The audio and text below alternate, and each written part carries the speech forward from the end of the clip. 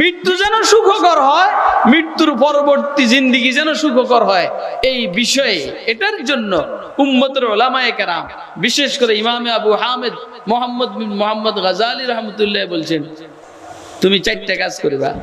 কয়টা কাজ? এই আজকের ওয়াজ হলো এটা, 4টা কাজ করবে।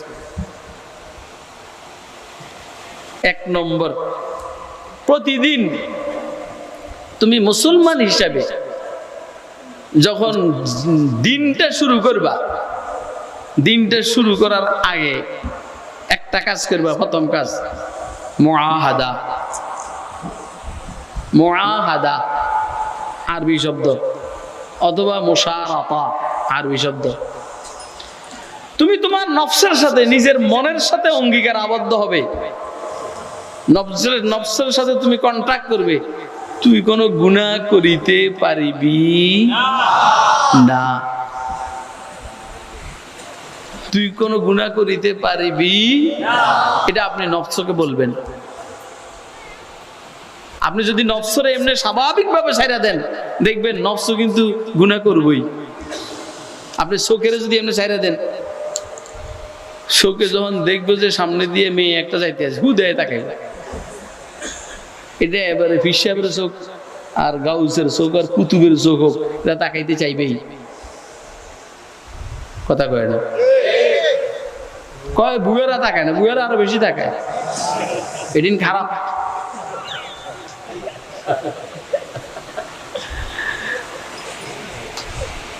আসিন না, বুয়ার নফস তো আরো শক্তিশালী। কথা কয় না? বুয়ার নফস শক্তিশালী, নফসের সাথে বুয়ায় পারে কম। যুবকরা ইচ্ছা করলে নফসের সাথে পারে, যুবকের শরীরে শক্তি আছে তো, ইচ্ছা করলে সে ফিরে যেতে পারে। বুয়ায় অতটা পারে না, অল্পতে দুর্বল হয়ে যায়।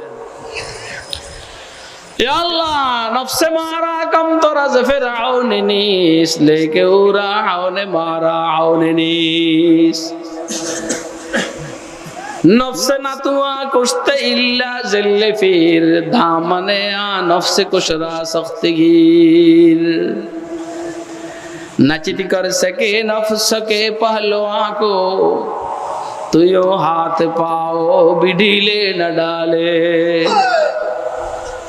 अरे उससे कुश्ती तू है उम्र भर की कभी वो दबा ले कभी तू दबा ले এই ঠিক এই বেঠিক, এই নফস এই ঠিক এই বেঠিক। আপনি যতক্ষণ ধরে রাখবেন ততক্ষণ ঠিক, আর একটু ঢিল দিবেন সোজা আবার গুনার দিকে আকৃষ্ট হয়ে যাবে। কথা কয় না কেন? ডায়াবেটিসের রোগী খেয়াল করেন, প্রচন্ড ইচ্ছা শক্তি ব্যয় করে সে মিষ্টির থেকে বিরত থাকতে হয়। ডায়াবেটিসের রোগী প্রচন্ড ইচ্ছা শক্তি ব্যয় করে সেই মৃত্যুর থেকে মিষ্টির থেকে বিরত থাকতে হয়।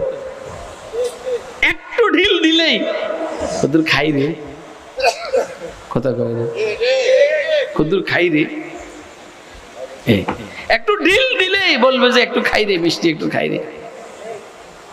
আবার এর ভিতরে দিয়ে নফস কিছু বলে, আরে খাবি নে, পরে ইনসুলিন লবি, তারপরে 10 মাইল হাঁটবি, সব ঠিক আছে, ইনসুলিনও নেয় না, 10 মাইল হাঁটেও না, 10-এর জায়গায় 14।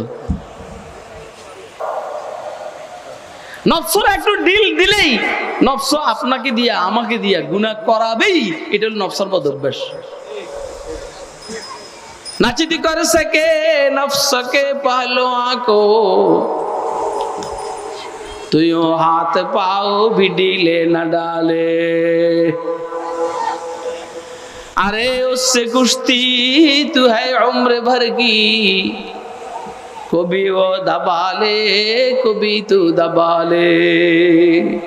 নফসের সাথে আপনার আমার যুদ্ধ প্রতিনিয়ত, প্রতিদিন, প্রতি মুহূর্ত।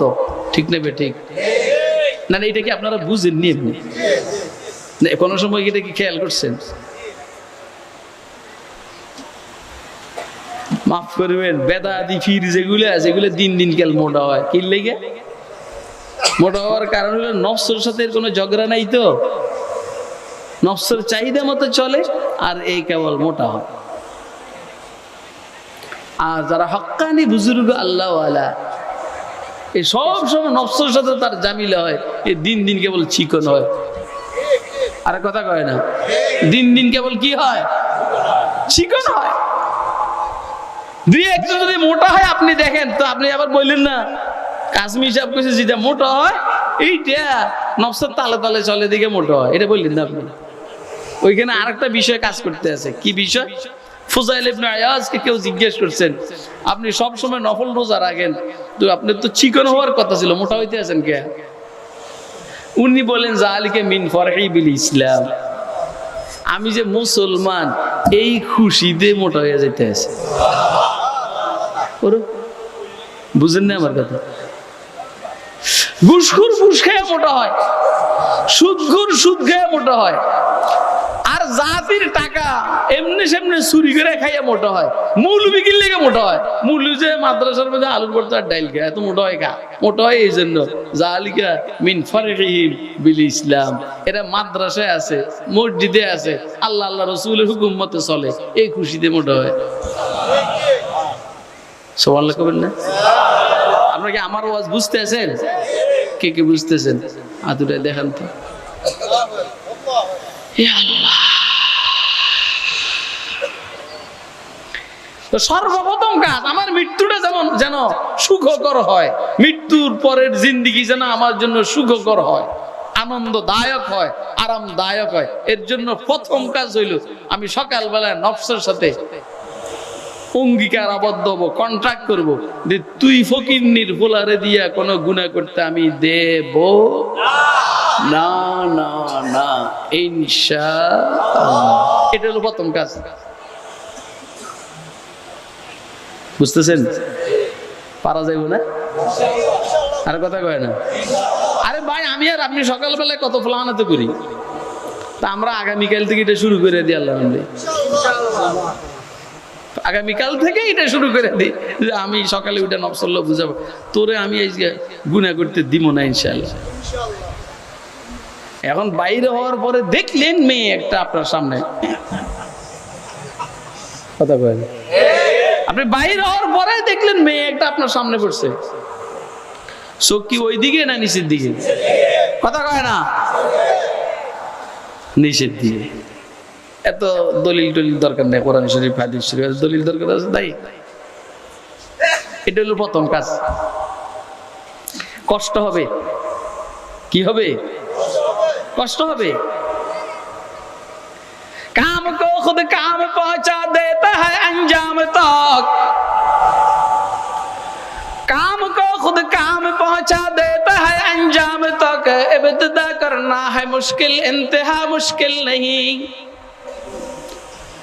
शख्सिये राह से न डर, हाँ एक जरा हिम्मत तो कर, गामजन होना है मुश्किल, रास्ता मुश्किल नहीं। কষ্ট হবে। প্রথম প্রথম কি হবে বলে? প্রথম প্রথম সাইকেল চালাতে কষ্ট হয়, পরে কি আর কষ্ট হয়নি? কথা কয় না? প্রথম প্রথম লিখতে কষ্ট হয়, পরে কি আর কষ্ট হয়নি? এই প্রথম প্রথম আমাকে ওয়াজ করতে কষ্ট হইতো, আলহামদুলিল্লাহ এখন আর আল্লাহর দয়া এত বেশি কষ্ট হয় না। শুরু করলে আল্লাহ বরকত দেন। আগে ওয়াজ খুঁজ করে পাওয়া যেত না, এখন আল্লাহর দয়া, আল্লাহর সহযোগিতায় সাহায্যে এত কষ্ট হয় না।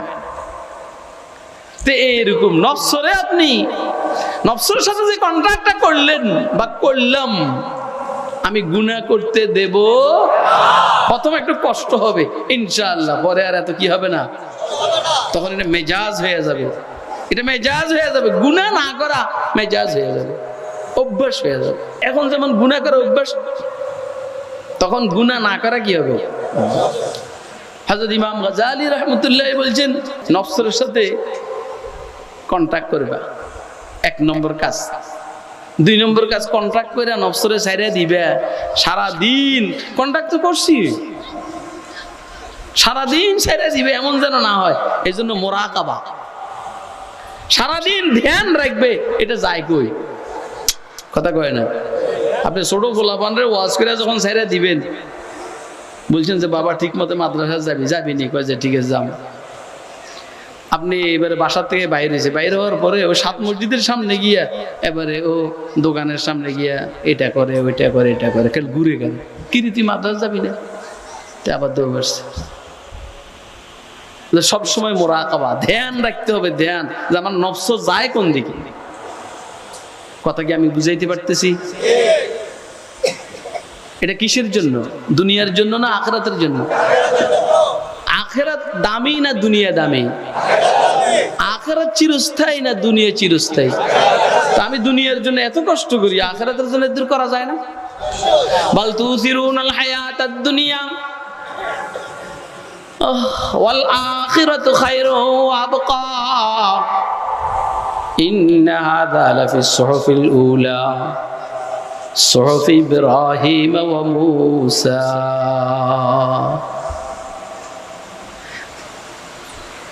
আল্লাহ রাব্বুল আলামিন বলছেন তোমরা দুনিয়ার জিন্দেগিকে প্রাধান্য দিচ্ছ, এটা হলো তোমাদের মূল রোগ, অন্য কিছু না। তোমাদের মূল রোগ, তুমি ঘুষ খাও, তুমি সুদ খাও, তুমি মদ খাও, তুমি মিথ্যা কথা বলো, তুমি দাড়ি ছাড়ছো, তুমি ক্যাসিনো চালাও, তুমি মানুষের জায়গা জমি অন্যায়ভাবে দখল করো। এর পিছনে মূল কারণ হইলো তোমরা দুনিয়াকে অগ্রাধিকার দিচ্ছ, প্রাধান্য দিচ্ছ। বাল তুসিরুনাল হায়াতাদ দুনিয়া অথচ ওয়াল আখিরাতু খায়রুন ওয়া আবকা, অথচ আখিরাত উত্তম, চিরস্থায়ী। আখিরাত কি শুধু চিরস্থায়ী না, দোজখও তো চিরস্থায়ী। আখিরাত উত্তম এবং আখিরাত মানে নেয়ামতুল আখিরা, আখিরাতের নেয়ামত চিরস্থায়ী এবং কি উত্তম। দুনিয়ার নেয়ামত উত্তম না, দুনিয়ার নেয়ামতের মধ্যে ভেজাল আছে। কি আছে? ওরে কথা কয় না। একটু বেশ কমাইলে ডায়াবেটিস, একটু বেশ কমাইলে হার্ট অ্যাটাক, একটু বেশ কমাইলে পেট ফাইবে থাকে, গ্যাস হয়, আলসার হয়, ক্যান্সার হয়, হামেশা হয়, কত কি হয়। আখিরাতের নেয়ামত এগুলো আছে না। আপনি কত খাইবেন? আরে ভাই জানেন না, খাইতে মনে চায়, খাইতে মনে চায়, খাওয়ান যায় না, খাইতে মনে চায়, খাওয়ান যায় না, সমস্যা।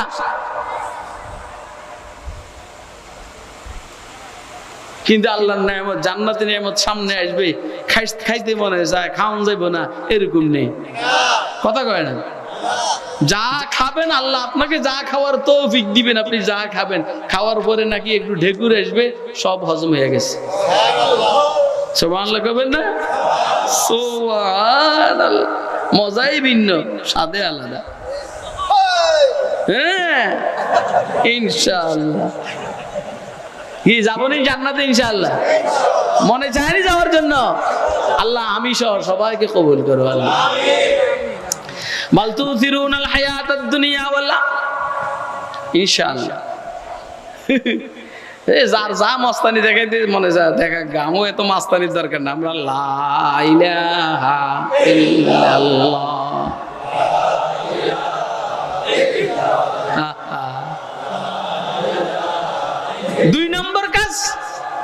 দুই নম্বর কাজ হলো মুরাকাবা, ধ্যান করা। ধ্যান যে আমার নফস কন্ট্রাক্ট মতো চলতেছে কিনা, শর্ত অনুযায়ী চলতেছে কিনা, তার দ্বারা গুনাহ হইতেছে কিনা, একটু খেয়াল রাখা। একে স্বাধীনভাবে ছেড়ে দিলে ও কিন্তু গুনাহ করবে। স্বাধীনভাবে ছেড়ে দেওয়া যাবে, স্বাধীনভাবে ছেড়ে দেওয়া যাবে না। খেয়াল রাখতে হবে, খেয়াল রাখতে হবে। সারা দিন এটা নিয়ে গন্ডগোল, এই জন্য অনেকে শুকিয়ে যায়। আমাদের এক বুজুর্গ ডাক্তার আব্দুল্লাহ আরফি রহমতুল্লাহ বলছেন যে শুধু নফসের সাথে কন্ট্রাক্ট করলে হবে না, আল্লাহর কাছে দোয়াও করতে হবে যে আল্লাহ আমি তো নফসের সাথে পারুম না, তুই আমার সহযোগিতা কর। মুহাম্মদ হযরত রাসূল আকরাম সাল্লাল্লাহু আলাইহি সাল্লাম আল্লাহর কাছে দোয়া করেন, আল্লাহুম্মা লা তাকিলনি ইলা নাফসি তারফাত আইন ওয়া লা তানজি আন্নী সালিহা মা আতাইতানি। ইয়া আল্লাহ আমাকে আমার নফসের কাছে সুপর্দ করেন না। দো জাহানের বাদশাহ, সরওয়ারে কায়নাত, ফখরে মওজুদাত, মুহাম্মদুর রাসূলুল্লাহ সাল্লাল্লাহু আলাইহি সাল্লাম বলে, আল্লাহ আমাকে আমার নফসের কাছে সুপর্দ করেন না, আমাকে আমার নফসের হাতে ছেড়ে দিলে আমি বিপদে পড়বো, নফসের সাথে না পারারও সম্ভাবনা আছে। অথচ আম্বিয়া আলাইহিস সালামের নফস পবিত্র না অপবিত্র? আম্বিয়াদের নফস পবিত্র না অপবিত্র?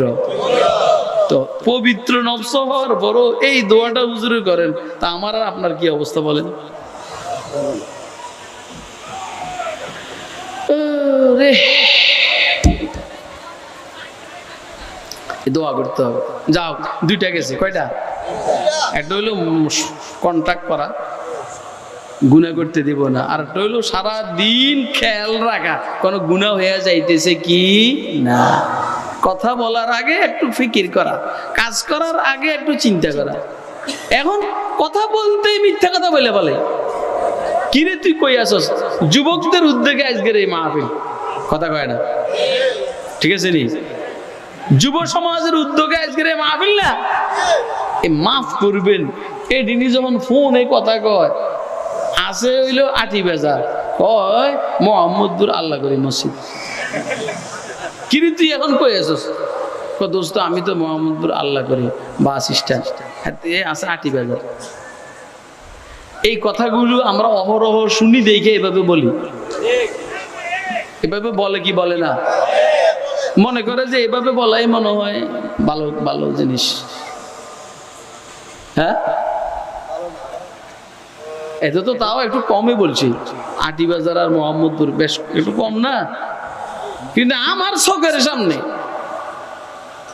ও আছে মতিঝিল হিরাজিল হোটেলে, আমার সামনে কয়েক বছর আগের ঘটনা। ওরে যখন ফোন করে জিজ্ঞেস করে দোস্ত তুই কই, তো কয় আমি এখন চট্টগ্রাম আছি। কই আছে কর না, হে আছে কই? মতিঝিল হিরাজিল হোটেলে। আমিও খাইতে বসেছি দুপুরে অনেক বছর আগে। এ বলতেছে আমি চট্টগ্রাম আছি। তা আমি ওর দিকে তাকাই একটু মুচকি হাসি দিলাম, আর এ হাসি কয় হুজুর এদিন কেমন লাগে। মানে তার এটা বক্তব্য না, এটা হলো তার ইশারা, কেমন লাগে। এটা সত্য কথা হইলো না মিথ্যা কথা হইলো? বলেন না আপনারা। আগেকার কাফেররাও মিথ্যা কথা বলতো না। এই যে আমার ভাই আছে, এরা না বড় হুজুর। বুখারী শরীফের মধ্যে রিওয়ায়াত আছে না, আবু সুফিয়ানরে জিজ্ঞেস করছে হিরক্লিয়াসে হারকেলে জিজ্ঞেস করে বিভিন্ন কথা আর কি। হুজুর সাল্লাল্লাহু আলাইহি ওয়াসাল্লাম কাইফা নাসবুকুম ফিকুম, কাইফা নাসবুহু ফিকুম, হাসবুহু ফিকুম ইত্যাদি সব ঠিকঠাক মতো বলছে। এখন পরে আবু সুফিয়ানরে জিজ্ঞেস করে একজনে, তুমি এইখানে এত সত্য কথা বলার দরকারটা কি ছিল? আবু সুফিয়ানে বলে, রে আমি মিথ্যা কথা বলতে মনে চাইছিল, কিন্তু যদি এরা বইলা ফেলায় যে কুরাইশের লিডার মিথ্যা কথা বলে তো তো সব শেষ। এমন এক দেশে বসবাস করি উপরের থেকে নিচ পর্যন্ত মিথ্যা সারা ব্যতীত সত্য কোনো কথাই নেই। কথা কয় না কেন?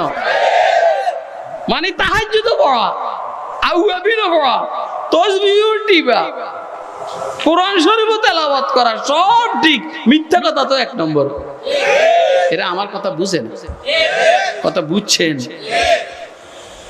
হ্যাঁ, একটা সময় ছিল যে কাফেরও মিথ্যা কথা বলতে হিসাব করতো, আর এখন গা মুসলমান দেশের নেতা ধরেন ওর মুখ দিয়ে সহজে সত্য কথা বাইর হইতে চায় না। আজীব অবস্থা। বুঝতেছেন আমার কথা? আল্লাহ এইটার মধ্যে মাফ করবেন। হুজুর আমার পেটে কথা থাকে না, আমি বলে বলে আমরা মৌলবীরাও মিথ্যা কথা বলে বলে। কথা কয় না কেন? গীবত শিকায়েত করে বলাই, মিথ্যা কথা বলে বলাই, দুই নম্বরই করে ফেলাই। কিরে ভাই এটা কোন দেশে আছি ভাই? এই জন্য বললাম কথা বলার আগে একটু চিন্তা করব, কাজ করার আগে একটু চিন্তা করব, কন্ট্রাক্ট করলাম কি বললাম কি একটু দেখবো দোনোটার সাথে মিল আছে কিনা। এক নম্বর হলো নফসের সাথে কন্ট্রাক্ট করা। যে আমি গুনাহ করব না, তোকে দিয়ে গুনাহ করতে দেব না। 2 নম্বর সারাদিন ধ্যান রাখা, নফস 2 নম্বরই করে কিনা খেয়াল রাখা। কথা কি বুঝে আসতেছে? কার কার বুঝে আসতেছে হাত তুলে দেখেন। আল্লাহ বুঝার তৌফিক দান করেন। 3 নম্বর হইল মুহাসাবা, নফসের থেকে প্রতিদিনের হিসাব নেওয়া। কি নেওয়া? তুই না কইছিস গুনাহ করবি না, এখন হিসাব নিব আমরা শেষের দিকে যে আজকে গুনাহ কয়টা হয়েছে, সওয়াব কয়টা হয়েছে।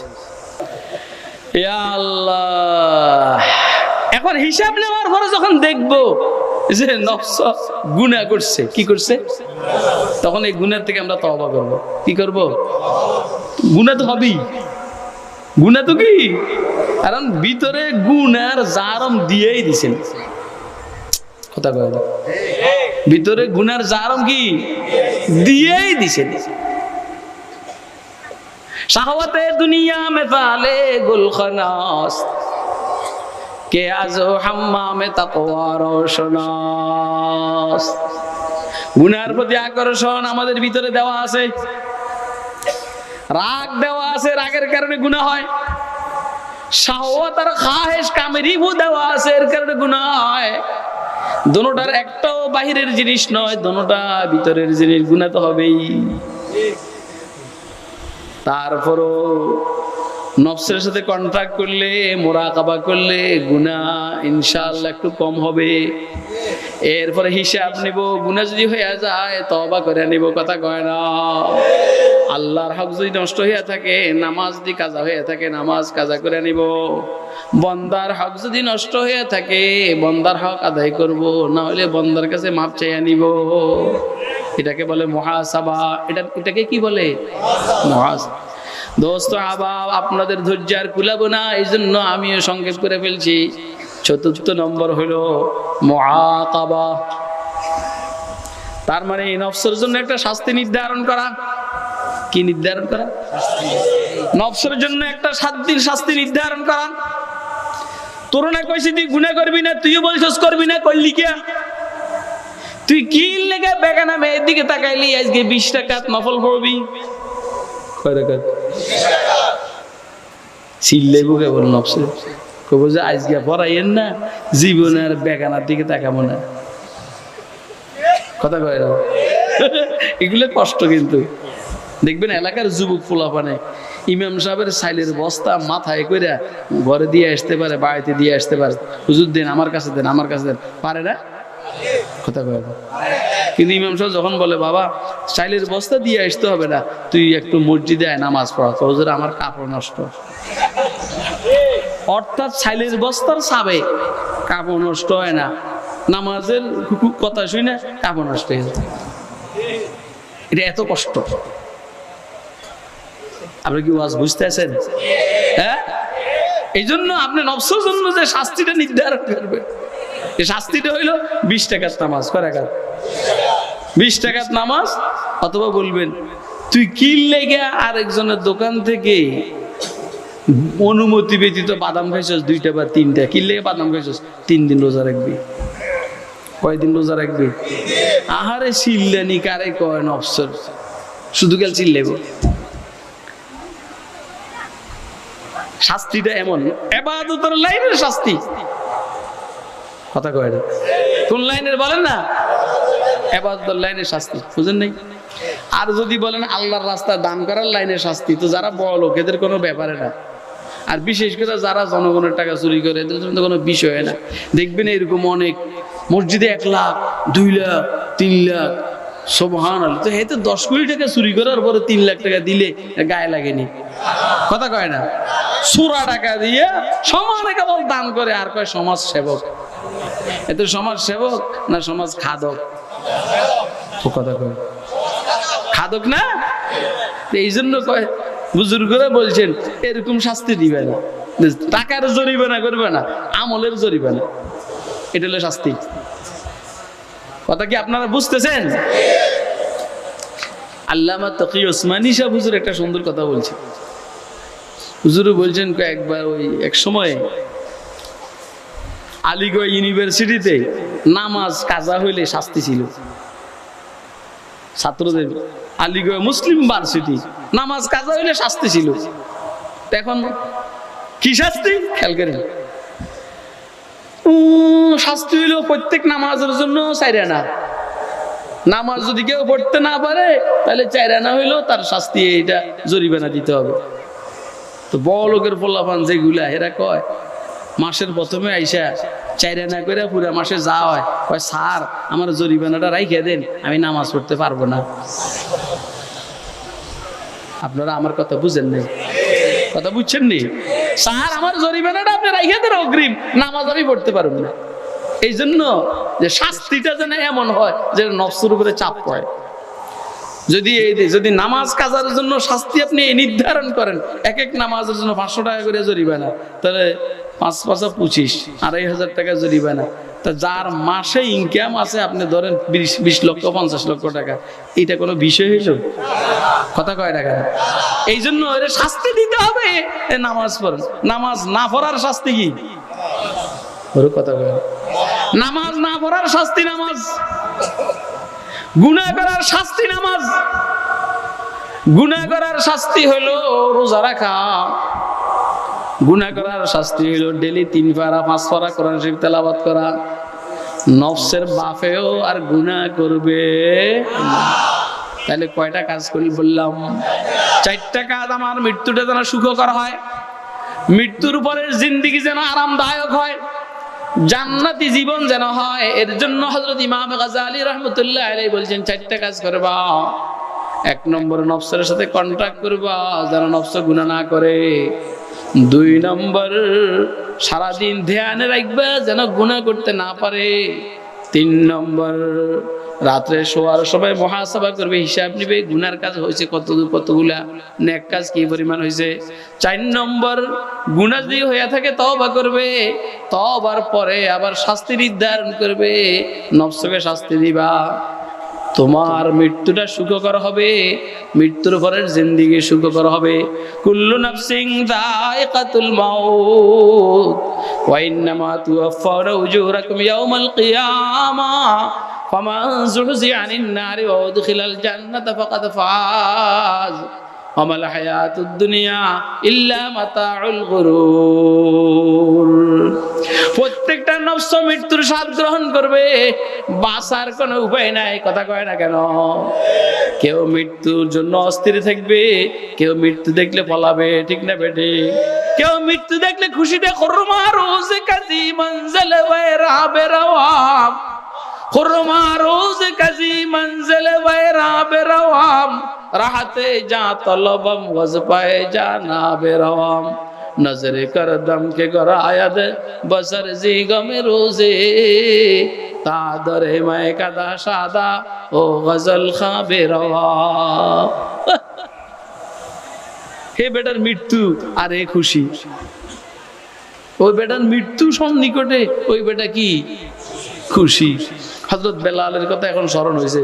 হযরত বেলাল মৃত্যুর টাইমে বলেন ওয়া ফারহা, হযরত বেলালের বিবি বলেন ওয়া হুজনা, হায়রে পেরেশানি, আমার স্বামীটা মারা যাবে।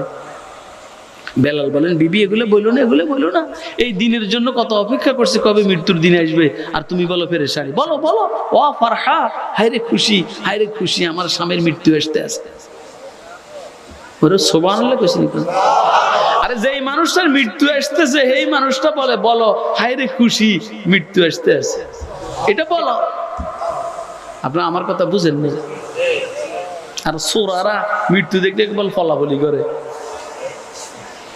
কথা কয় না, বুঝেন নাই? আর ফলাফলি করে, ফলাইবার জায়গা আছে নি? এদিকে জায়গা, এদিকে ছেলে মেয়েরা কয় আরে বাবা নতুন বিল্ডিং করছে তো তাকায়,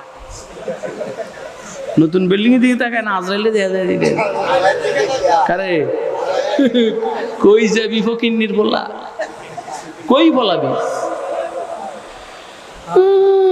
কই ফলাবি হযরত হাফিজ হুজুর রাহমাতুল্লাহ আলাইহি মৃত্যুর টাইমে ইন্তেকালের পূর্ব মুহূর্তে কেবল সালাম দেন, আসসালামু আলাইকুম ওয়া রাহমাতুল্লাহ, আসসালামু আলাইকুম ওয়া রাহমাতুল্লাহ, আসসালামু আলাইকুম ওয়া রাহমাতুল্লাহ, আসসালামু আলাইকুম ওয়া রাহমাতুল্লাহ।